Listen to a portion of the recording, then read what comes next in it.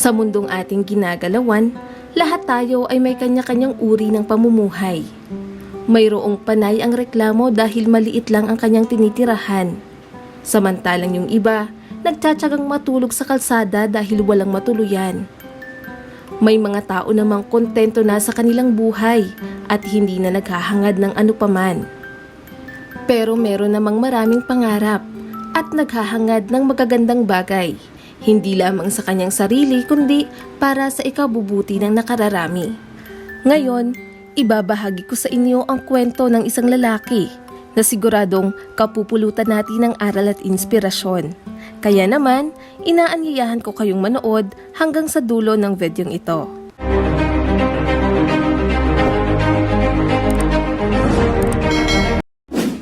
Ang pangyayaring ito ay naganap sa isang maliit na bayan na matatagpuan sa Malawi, kung saan naninirahan ang lalaki na nagngangalang William Kamkwaba. Sa kanilang bayan ay marami ang walang sapat na edukasyon dahil na rin sa hirap ng pamumuhay roon. Ngunit sa kabila ng iyon, nagsisikap pa rin si William na makapagtapos ng pag-aaral.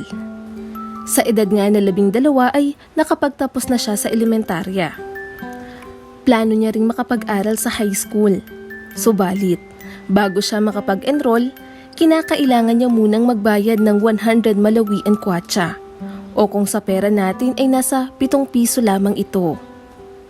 Marahil ay iisipin ng marami na napakaliit lamang ng halagang iyon, pero para sa kanila, ilang linggo na iyong budget para sa kanilang mga pangangailangan. Dahil napakahirap kumita ng pera sa kanilang lugar, kaya ang pamilya ni William ay talagang naghihikaw sa buhay. 7 silang magkakapatid at lahat ay nag-aaral pa. Ang ate niya ay nag-aaral na rin sa high school kaya mas malaki ang gastos ng kanilang pamilya. Sinubukan naman ng kanyang mga magulang na makalikop ng sapat na pera upang makapag-enroll si William. Ngunit noong dumating na ang tag-araw, lalo silang naghirap.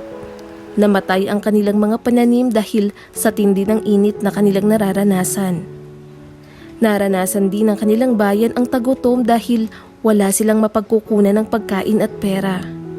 Ang mga bata ay kumakain ng isang mais lamang kada araw, habang ang mga matatanda naman ay isa kada 2 araw. Dahil sa nakikita at nararanasang kahirapan ni William ay na-realize niyang hindi na talaga siya makakapag-aral pa. Minsan, naglalakad-lakad siya sa kanilang lugar para libangin ang kanyang sarili. Hanggang nagka-interes siya sa wind generator na matatagpuan sa kanilang palengke. Naisip niya na iyon lamang ang gusali sa kanilang lugar na mayroong supply ng kuryente. Sinabi ni William sa isang panayam na, "Napagod na ako maging pagala-gala sa lansangan. Habang karamihan sa mga kaibigan ko ay naninigarilyo at nagkakwentuhan ng walang kabuluhan, nangangarap ako na magkaroon ng magandang buhay." Di nagtagal, naisip ko na wala na akong pag-asa na muling makapag-aral sa high school kaya mag-aaral na lang ako ng mag-isa. Mabuti na lamang at ang library sa kanilang lugar ay libre at bukas para sa lahat. Kahit ang ibang libro doon ay may kalumaan na, hindi nagreklamo si William. Nagsimula siyang magbasa ng mga libro ukol sa siyensya. Dahil roon, pinagtatawanan siya ng kanyang mga kabarkada. Palagi namang ganoon. Kapag naiiba o hindi nakikisalamuha ang isang tao ay kinukutya at pinagtatawanan lamang ito. Minsan nga ay tatawagin pa itong baliw. Hindi naman nagpapaapekto si William sa kanila. Patuloy lamang siya sa kanyang ginagawang pag-aaral. Dinagdagan niya pa ang mga libro na kanyang binabasa. Sa katunayan, natutuwa si William sa kanyang ginagawa dahil marami siyang natututunan. Yun nga lang, hindi niya magawang magbasa ng libro hanggat gusto niya, sapagkat pagsapit ng gabi ay napakadilim na sa kanilang lugar dahil nga sa kawalan ng elektrisidad. Marahil ay hindi natin malalaman ang kwento ni William kung hindi nangyari ang bagay na magpapabago pala sa kanyang buhay. Isang araw, habang nagbabasa si William ay napansin niya ang libro tungkol sa electrical engineering. Nang buksan niya ito, nakita niya ang drawing ng wind generator, katulad ito ng nasa kanilang palengke. Mula nga noong araw na iyon, ang batang lalaki ay hindi lamang sinubukang intindihin ang kanyang binabasa, kundi sinubukan niya rin gumawa ng sarili niyang windmill. Mabuti na lamang at maraming larawan sa libro. Mas madali itong maintindihan kung papaano gagawin. Yun nga lang, mahirap hanapin ang mga bagay na kakailanganin upang mabuo ito. Para makolekta niya ang mga parte ng windmill na kanyang binubuo, nagpupunta siya sa tambakan ng basura para doon maghanap, at upang magawa ito ay kinakailangan niya pang magkalkal at maghukay. Dahil sa ginagawa niya ay lalo pa siyang pinagtawanan ng mga tao. Kung dati mga kabarkada niya lang ang nalalait sa kanya, noong mga oras na yon ay lahat ng makakakita sa kanya, bata man o matanda, ay tinatawag siyang baliw. Tulad ng dati, hindi pinapansin ni William ang sinasabi ng mga tao.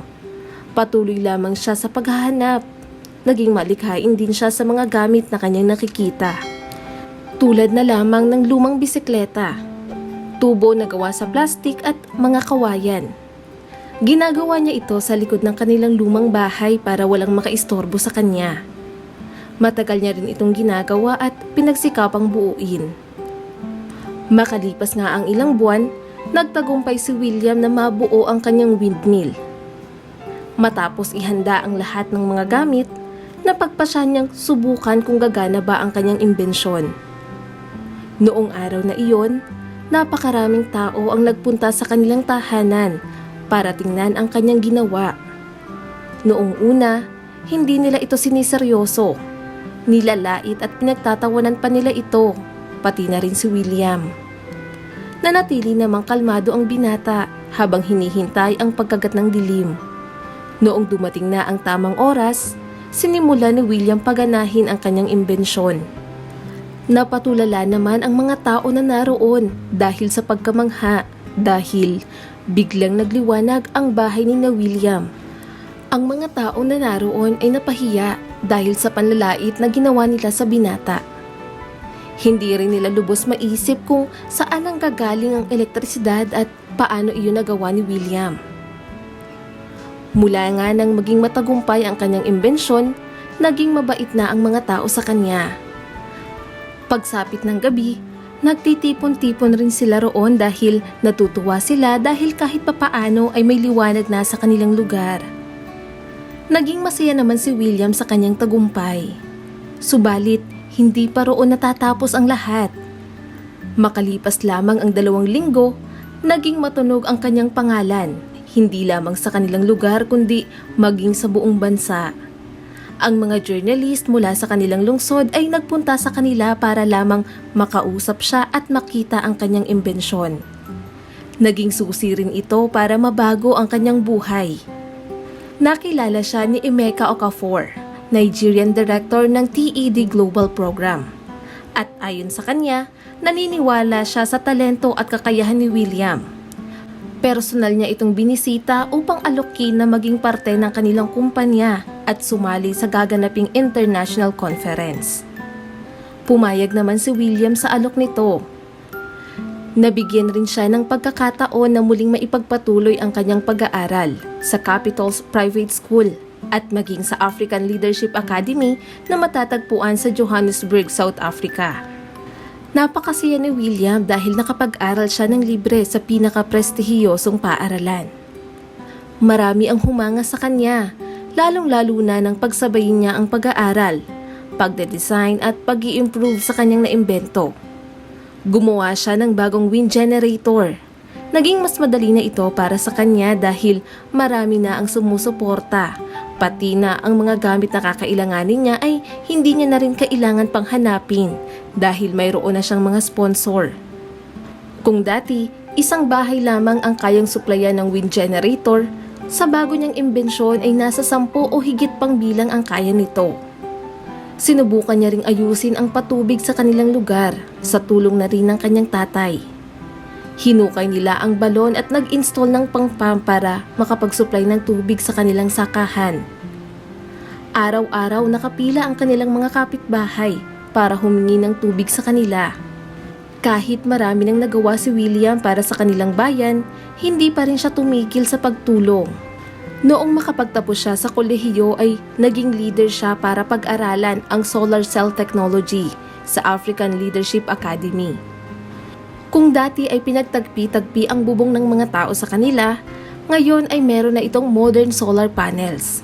Sa tulong ng wind generators at mga balon, mayroon na rin silang maayos na irigasyon ng patubig. Dati wala silang makain dahil sa tagtuyot, pero ngayon marami ng bunga ang kanilang mga pananim. Sa katunayan, 2 beses na rin silang nakakapag-ani sa loob ng 1 taon. Malaki ang pasasalamat ng mga tao kay William dahil sa kanyang sipag at dedikasyon upang mapaunlad ang kanilang buhay. Mayroon ding aklat ang nailathala tungkol sa naging buhay ni William. Pinamagatan itong The Boy Who Harnessed the Wind. Ang kwentong ito ay nagpapaalala sa atin na magtiwala tayo sa ating sarili. Hindi ibig sabihin na walang naniniwala sa iyo o sa iyong kakayahan ay hindi ka na magtatagumpay sa buhay. Sana ay magsilbing inspirasyon ang kwento ni William sa ating lahat. Maraming salamat sa patuloy na panonood sa aking munting channel.